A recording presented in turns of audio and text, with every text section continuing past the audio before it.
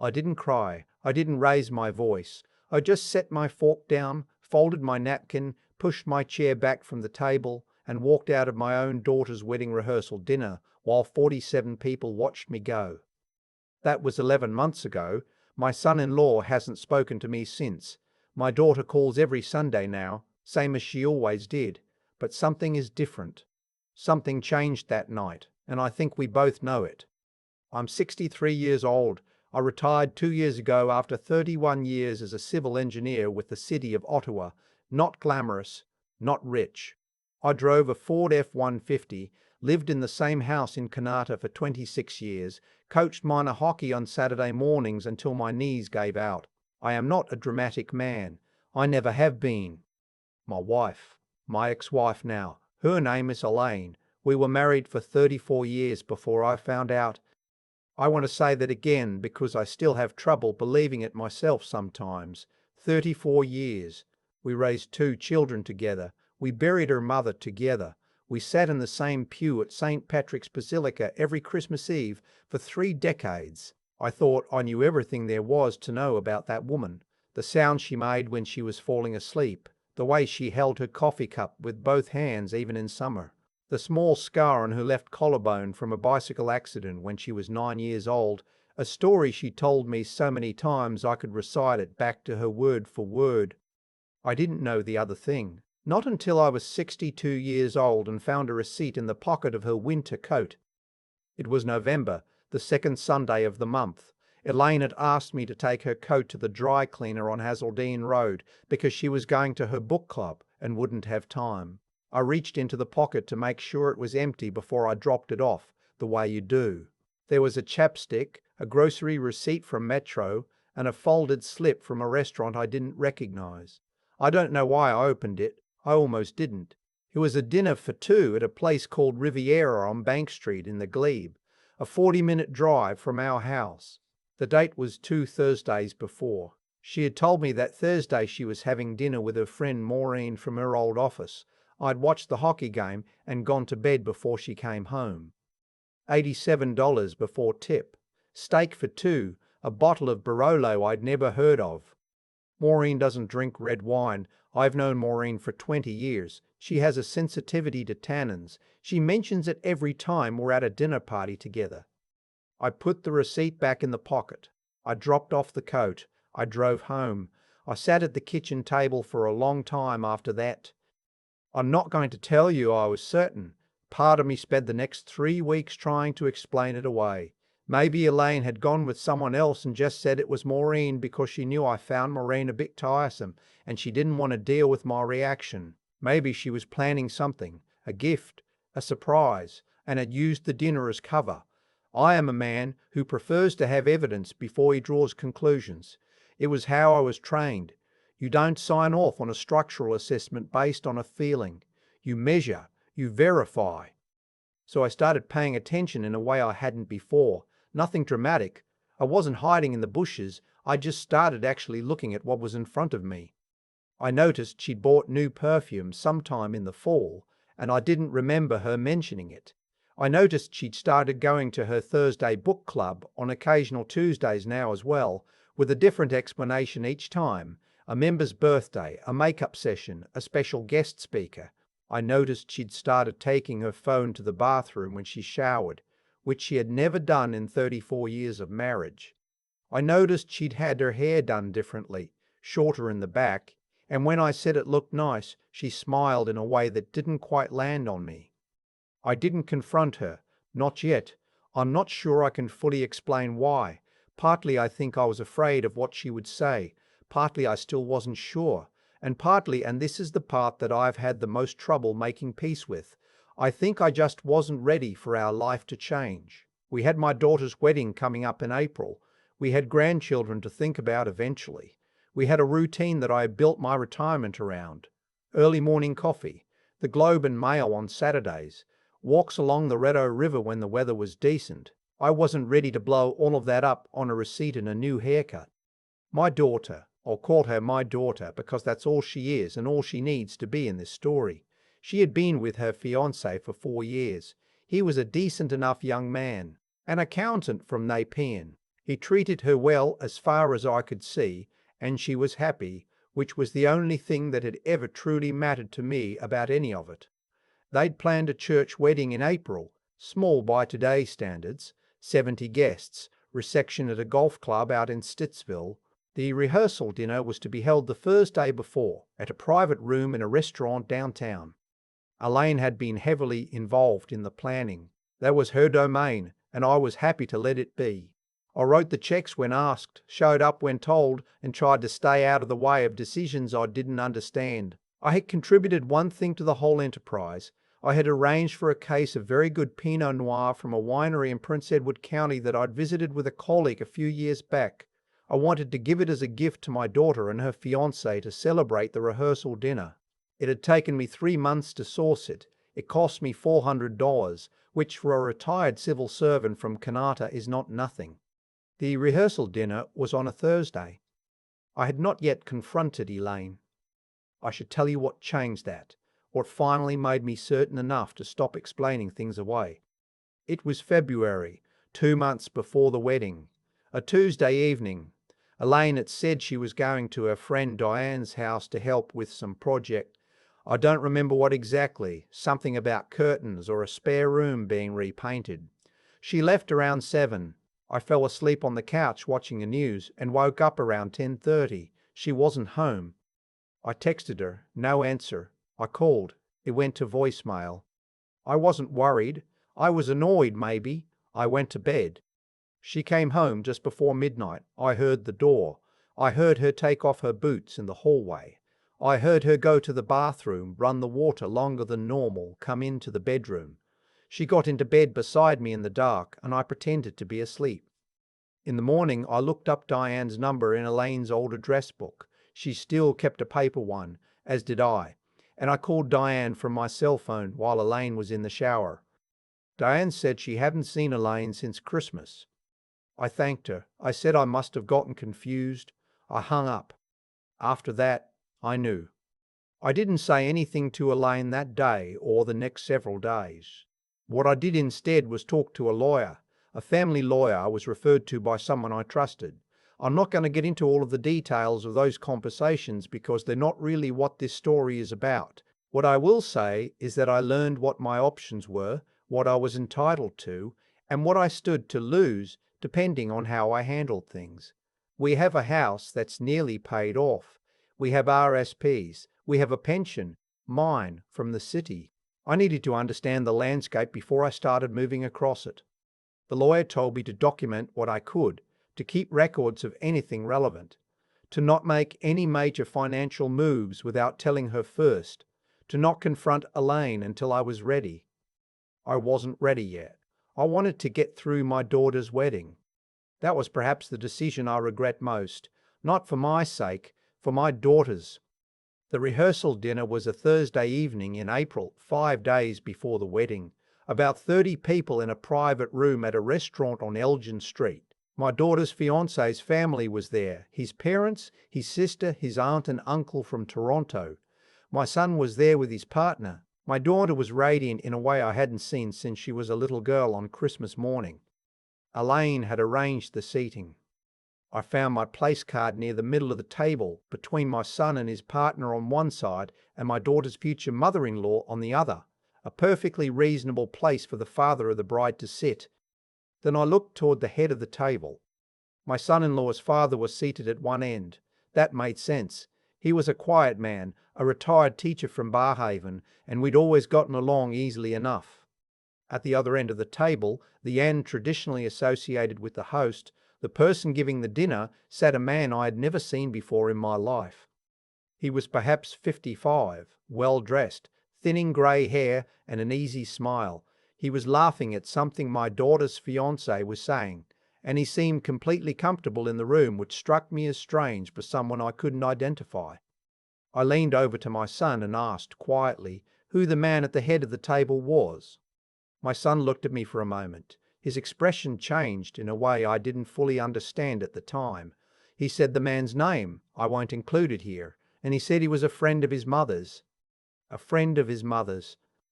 I looked at Elaine. She was at the other end of the table, close to where this man was sitting. laughing at something, relaxed, not looking at me. I looked back at my son. I said quietly, "How long have you known?" He said, "Dad, this isn't the place." I said, "How long?" He looked down at the table. He said, "A few months."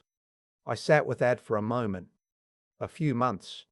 My son had known. He had said nothing to me. I don't blame him entirely. He was caught between two parents and a sister's wedding in a situation nobody asked him to manage. But sitting there at that rehearsal dinner, with a glass of sparkling water in my hand, knowing that my son had known, that Elaine had known, that this man apparently knew exactly where he was sitting and why, and that I was the only person at that table who had spent months carefully pretending everything was fine, I had a sudden clarifying awareness of how badly I had miscalculated. I had been trying to keep the peace, I had been protecting the wedding, and in doing so I had allowed Elaine to bring this man to my daughter's rehearsal dinner and seat him at the head of the table in the place that if anyone occupied it should have been mine. I didn't yell, I didn't make a scene. I want to be clear about that because it matters to me that I conducted myself that way. I set down my water glass, I picked up the menu and put it back down. I folded my napkin, I had just unfolded it, we hadn't even ordered yet, and I placed it beside my plate. I pushed back my chair, I stood up. My daughter looked at me from across the table. I will never forget her face in that moment. She looked frightened and young and she said, "Dad," and I looked at her for a moment and said quietly that I loved her very much and that I would talk to her tomorrow. Then I walked to the end of the table where the case of Prince Edward County Pinot Noir was sitting on a sideboard, having been brought up from the restaurant's holding area before the dinner. I picked it up. It was heavy, a full case of 12 bottles, and I carried it out of the private room and down the stairs and out the front door onto Elgin Street. I stood on the sidewalk with a case of wine for a moment. It was cool for April, maybe 4 or 5 degrees, with a thin rain coming off the Ottawa River. I put the case in the back of my truck. I sat in the driver's seat for a while without starting the engine. My phone started ringing not long after that. Elaine. I let it go to voicemail. It rang again. Elaine, voicemail. Then my daughter. I answered that one. She was crying and she said, "Dad, please come back." And I told her again that I loved her and that I wasn't going to make a scene at her wedding, that I promised her that, but that I needed to go home tonight. She asked me if I was all right. I said, "I don't know yet." I drove home to Kanata on the 417, the rain picking up as I crossed the river. I brought the wine inside and set it on the kitchen floor. I made myself a tea. I sat at the same kitchen table where I had sat 6 months earlier after finding a restaurant receipt in a coat pocket, and I thought about my life.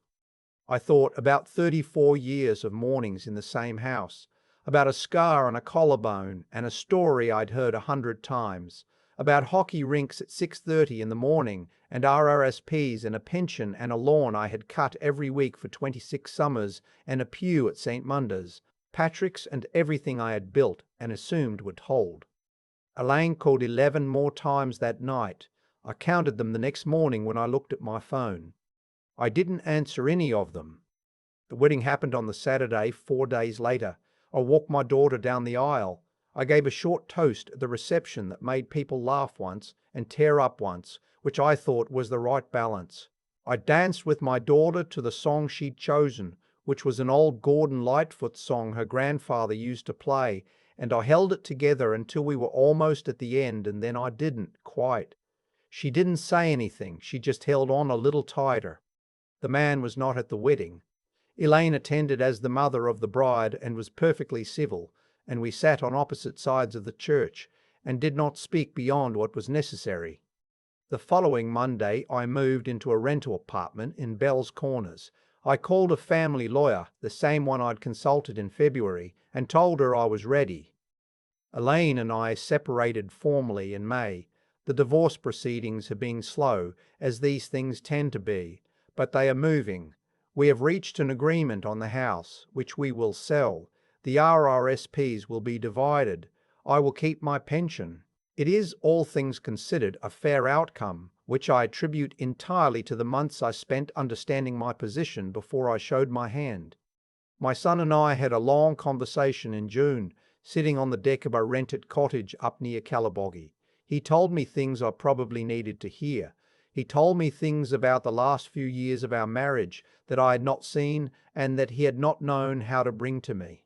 I was angry for a while, not at him exactly, but at the general shape of things. That passes. He is a good man. He was put in an impossible position. My daughter calls every Sunday. The first few months after the rehearsal dinner were difficult between us.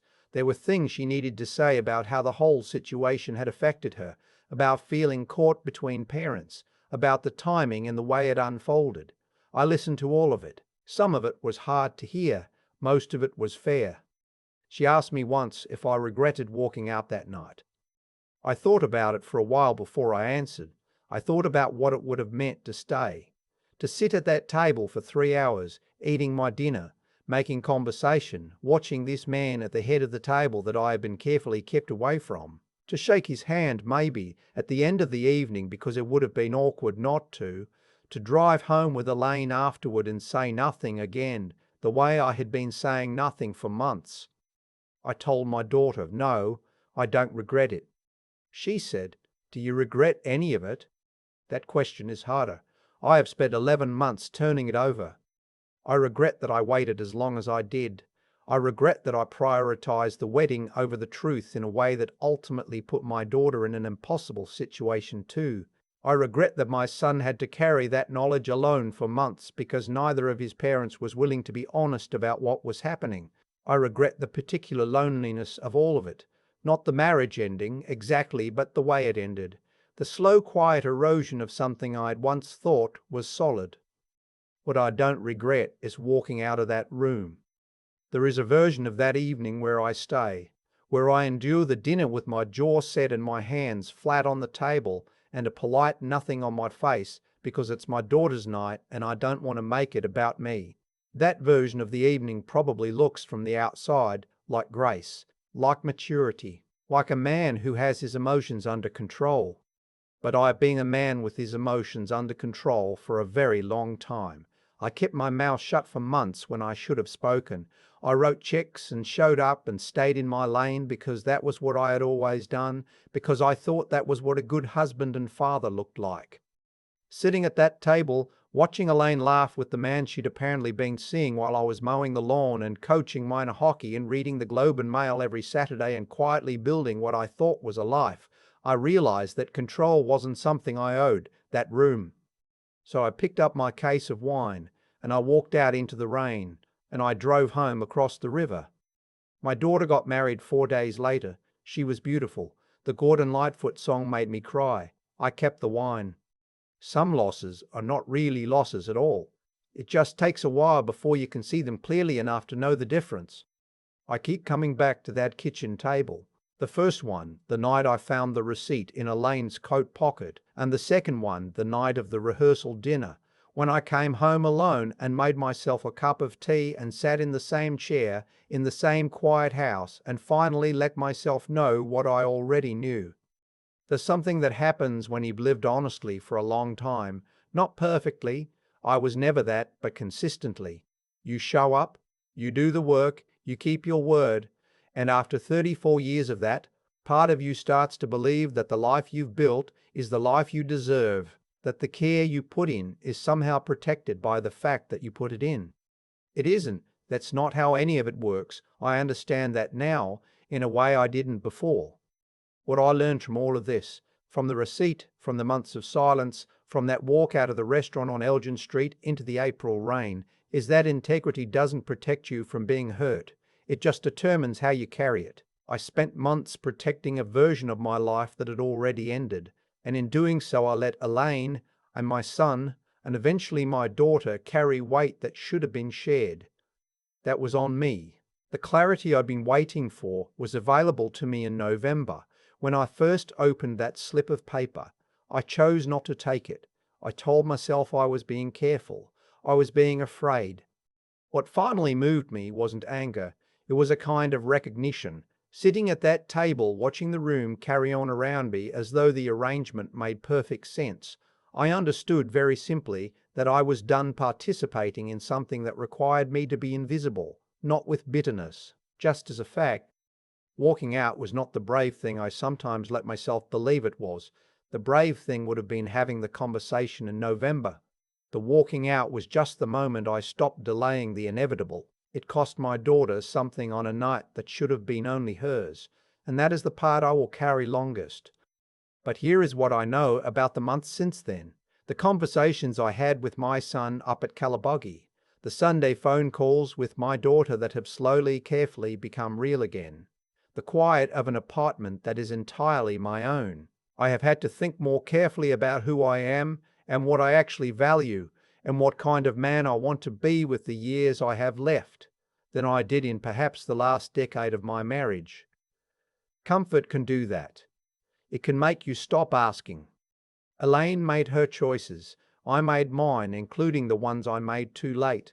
What I can say is that I made them without cruelty, without performance, without trying to humiliate anyone the way I had been humiliated. I picked up my case of wine, and I walked out into the rain, and I drove home and I didn't answer the phone. Not because I wanted her to suffer, because I had finally quietly decided to stop. That decision, small as it looked from the outside, was the first honest thing I had done in months. It turns out that's where everything else begins, not in the dramatic moments, in the small, private one where you finally choose not to pretend anymore,